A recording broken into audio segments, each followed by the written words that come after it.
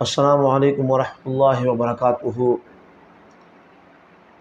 آج ایک مرتبہ پھر آپ سب کے سامنے میں حاضر ہوں۔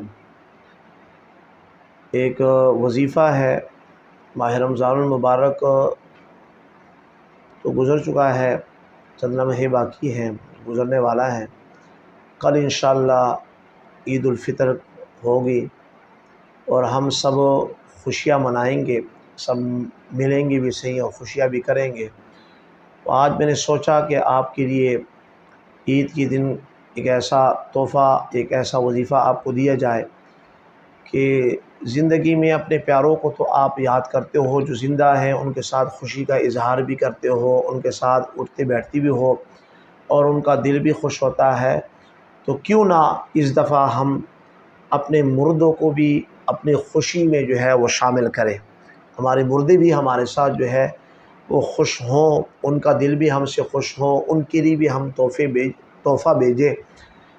تو ایک وظیفہ ہے جو بھی میرے ساتھ منسلک ہے، جو میرے ساتھ تعلق رکھنے والا ہے، جو مجھ سے محبت کرتا ہے، اللہ تعالیٰ اس کی محبت میں مزید اضافہ فرمائے۔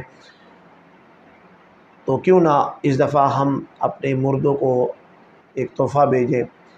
اور وہ ظاہر بات ہے، دنیا میں تو تحفے کپڑے ہوں، پیسے ہوں یا کسی بھی گفٹ حوالے سے وہ تحفہ دیا جاتا ہے، لیکن وہاں معاملہ کچھ اور ہے۔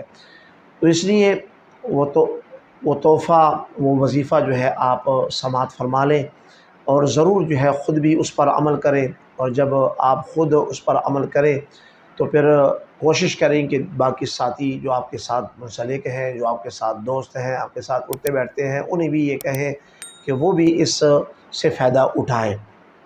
مکاشفۃ القلوب ایک کتاب ہے، اس کے اندر یہ وظیفہ عید کے دن کا ذکر کیا گیا ہے کہ جو شخص سبحان اللہ و بحمدہ، سبحان اللہ و بحمدہ 300 مرتبہ پڑھے اور اس کا ثواب جتنے بھی مرحومین ہیں اس کو ایصال کرے، تو اللہ تبارک و تعالی ہر ایک قبر والے پر 1000 انوار داخل فرماتا ہے۔ اور جب یہ شخص خود وفات پائے گا تو اس تحفے کی بھیجنے کی برکت کی وجہ سے اللہ تبارک و تعالیٰ اس کے قبر پر بھی 1000 انوار جو ہے وہ داخل فرمائے گا۔ اس لیے کوشش کریں کہ اس عید کے دن یہ چھوٹا سا جو ہے تحفہ ضرور جو ہے اپنے مرحومین کو بھیجیں۔